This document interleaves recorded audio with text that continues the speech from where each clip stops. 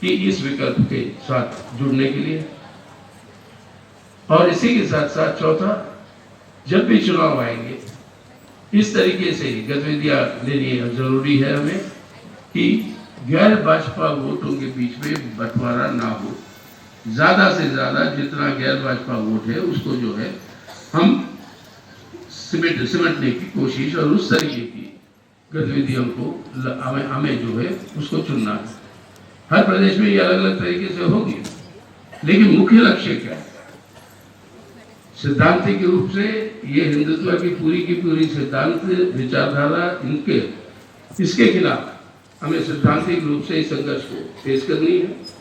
साथ ही साथ अपने आप को मजबूत करना है वामपंथी ताकतों को, और उसके आधार पर चुनाव के अंदर इनको जो है सत्ता से दूर रखना जरूरी है, क्योंकि सत्ता का ही दुरुपयोग करते हुए वो अपने एजेंडे को लागू कर रहे हैं।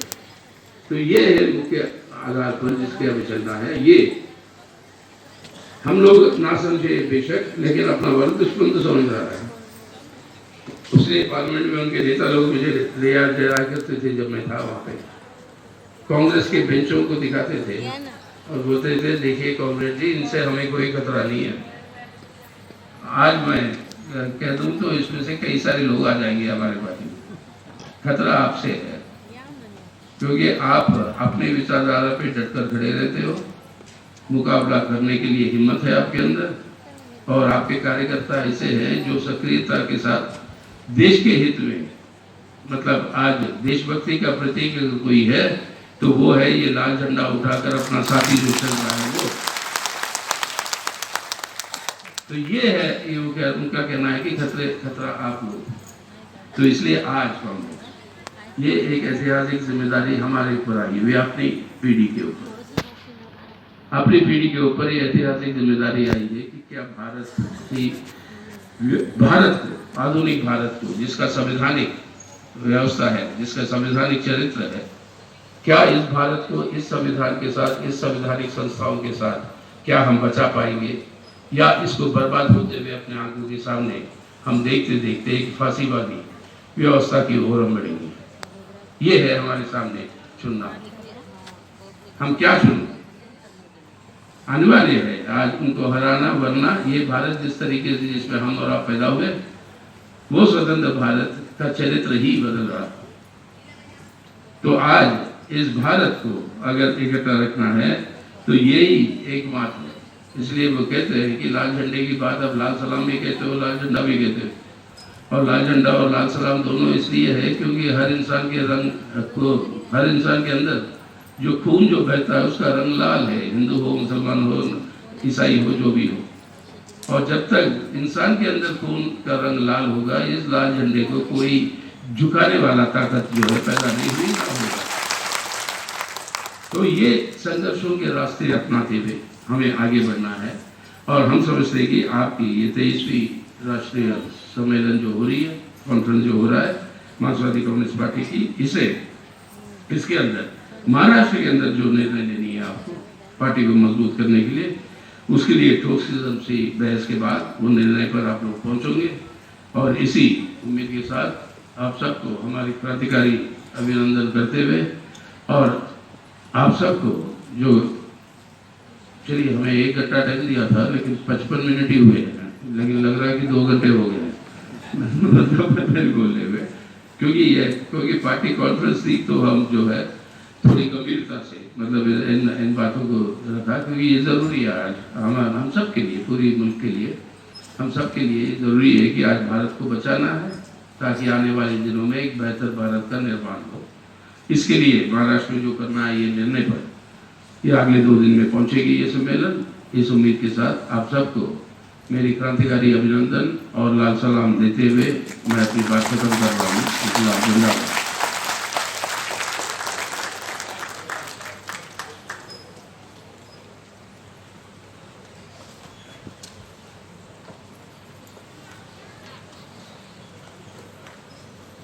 बंद करना है कि इस विकल्प के साथ जुड़ने के लिए।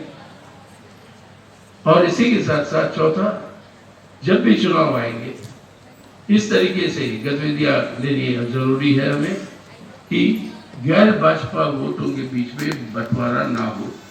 ज्यादा से ज्यादा जितना गैर भाजपा वोट है उसको जो है हम सिमटने की कोशिश और उस तरीके की गतिविधियों को हमें जो है उसको चुनना है। हर प्रदेश में ये अलग अलग तरीके से होगी, लेकिन मुख्य लक्ष्य क्या है? सिद्धांतिक रूप से ये हिंदुत्व की पूरी सिद्धांत विचारधारा इसके खिलाफ हमें सिद्धांतिक रूप से इस संघर्ष को फेस करनी है। साथ ही साथ अपने आप को मजबूत करना है वामपंथी ताकतों को, और उसके आधार पर चुनाव के अंदर इनको जो है सत्ता से दूर रखना जरूरी है, क्योंकि सत्ता का ही दुरुपयोग करते हुए वो अपने एजेंडे को लागू कर रहे हैं। तो ये है मुख्य आधार पर जिसके हमें चलना है। ये हम लोग ना समझे बेशक, लेकिन अपना वर्ग दुश्मन तो समझ रहा है। उसने पार्लियामेंट में उनके नेता लोग मुझे ले जाया करते थे जब मैं था वहाँ पे, कांग्रेस के बेंचों को दिखाते थे और बोलते थे देखिए कांग्रेस जी, इनसे हमें कोई खतरा नहीं है। आज मैं कह दूं तो इसमें से कई सारे लोग आ जाएंगे हमारे पार्टी में। खतरा आपसे है, क्योंकि आप अपने विचारधारा पे डटकर खड़े रहते हो, मुकाबला करने के लिए हिम्मत है आपके अंदर, और आपके कार्यकर्ता ऐसे हैं जो सक्रियता के साथ देश के हित में, मतलब आज देशभक्ति का प्रतीक कोई है तो वो है ये लाल झंडा उठाकर अपना साथी जो चल रहा है वो। तो ये है, ये उनका कहना है कि खतरा आप लोग। तो इसलिए आज कांग्रेस ये एक ऐतिहासिक जिम्मेदारी हमारे ऊपर आई हुई, अपनी पीढ़ी के ऊपर, अपनी पीढ़ी के ऊपर ये ऐतिहासिक जिम्मेदारी आई है कि क्या भारत को, आधुनिक भारत को, जिसका संवैधानिक व्यवस्था है, जिसका संवैधानिक चरित्र है, क्या इस भारत को इस संविधान के साथ, इस संवैधानिक संस्थाओं के साथ क्या हम बचा पाएंगे, या इसको बर्बाद होते हुए अपने आंखों के सामने हम देखते देखते एक फांसीवादी व्यवस्था की ओर हम बढ़ेंगे। ये है हमारे सामने चुनना, हम क्या चुनें। अनिवार्य है आज उनको हराना, वरना ये भारत जिस तरीके से जिसमें हम और आप पैदा हुए, वो स्वतंत्र भारत का चरित्र ही बदल रहा। तो आज इस भारत को अगर इकट्ठा रखना है तो यही एकमात्र है। इसलिए वो कहते हैं कि लाल झंडे की बात अब लाल सलाम भी कहते हो, लाल झंडा भी कहते हो। और लाल झंडा और लाल सलाम दोनों इसलिए है क्योंकि हर इंसान के रंग को, हर इंसान के अंदर जो खून जो बहता है उसका रंग लाल है, हिंदू हो, मुसलमान हो, ईसाई हो, जो भी हो। और जब तक इंसान के अंदर खून का रंग लाल होगा, इस लाल झंडे को कोई झुकाने वाला ताकत जो है पैदा नहीं हुई, ना होगा। तो ये संघर्षों के रास्ते अपनाते हुए हमें आगे बढ़ना है। और हम समझते हैं कि आपकी ये 23वीं राष्ट्रीय सम्मेलन जो हो रही है, कॉन्फ्रेंस जो हो रहा है मार्क्सवादी कम्युनिस्ट पार्टी की, इसके अंदर महाराष्ट्र के अंदर जो निर्णय लेनी है आपको पार्टी को मजबूत करने के लिए, उसके लिए ठोस किस्म से बहस के बाद वो निर्णय पर आप लोग पहुंचोगे। और इसी उम्मीद के साथ आप सबको हमारी क्रांतिकारी अभिनंदन करते हुए, और आप सबको जो, चलिए हमें 1 घंटा टाइम दिया था लेकिन 55 मिनट ही हुए हैं, लेकिन लग रहा है कि 2 घंटे हो गए बोलने हुए, क्योंकि पार्टी कॉन्फ्रेंस थी तो हम जो है थोड़ी गंभीरता से मतलब इन बातों को रखा, क्योंकि ये जरूरी है आज हम सब के लिए, पूरी मुल्क के लिए, हम सब के लिए जरूरी है कि आज भारत को बचाना है ताकि आने वाले दिनों में एक बेहतर भारत का निर्माण हो। इसके लिए महाराष्ट्र में जो करना है ये निर्णय पर, ये अगले 2 दिन में पहुंचेगी ये सम्मेलन। इस उम्मीद के साथ आप सबको मेरी क्रांतिकारी अभिनंदन और लाल सलाम देते हुए मैं अपनी बात खत्म कर रहा हूँ। धन्यवाद।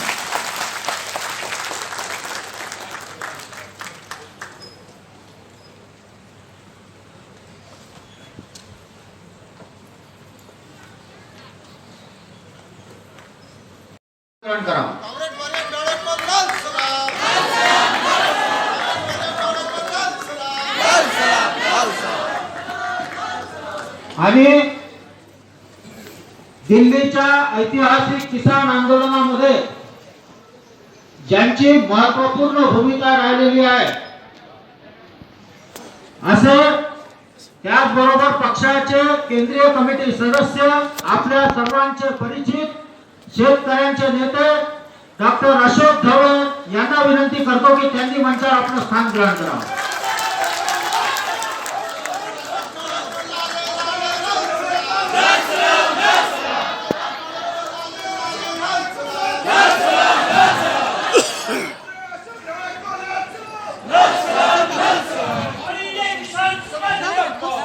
या अधिवेशनाचे स्वागताध्यक्ष प्रसिद्ध शेतकरी नेते आणि आपल्या अनेक आंदोलनात सतत सहभागी होत असलेले विजय गावंदिया यांना विनंती करतो की त्यांनी मंचावर यावं.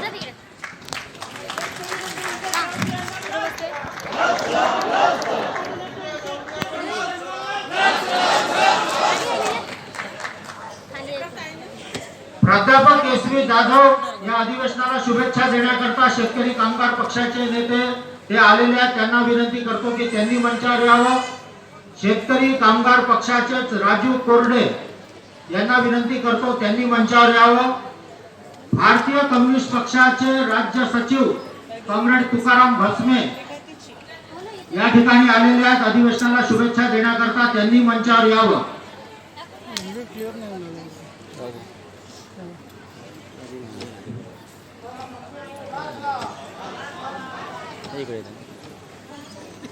माजी आमदार आणि किसान लॉंग मार्चचे ज्यांनी आयडिया दिली, ज्यांनी त्याला सफल करून दाखवलं, मार्क्सवादी कम्युनिस्ट पक्षाच्या महाराष्ट्र राज्याच्या इतिहासामध्ये सर्वात जास्त आमदार म्हणून निवडून आणलेले कॉम्रेड जीवा पांडू गावित यांना विनंती करतो की त्यांनी सुद्धा मंचावर आपलं स्थान ग्रहण करावं.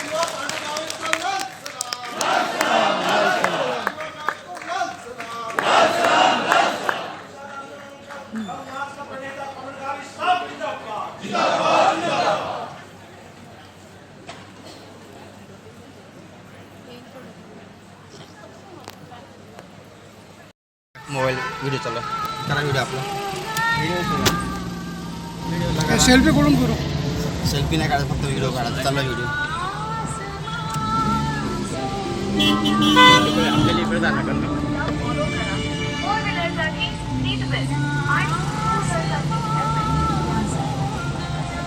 याच्या मागं हा घ्या, हा घ्या. खिडकीच्यातून घ्या, खिडकीच्यातून घ्या.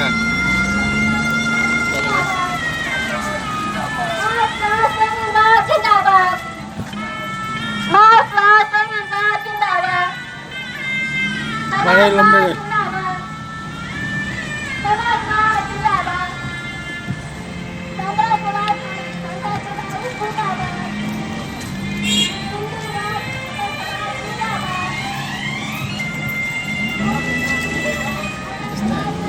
आली जागा. हॉल मोठा असेल ना तर असं घेतलं.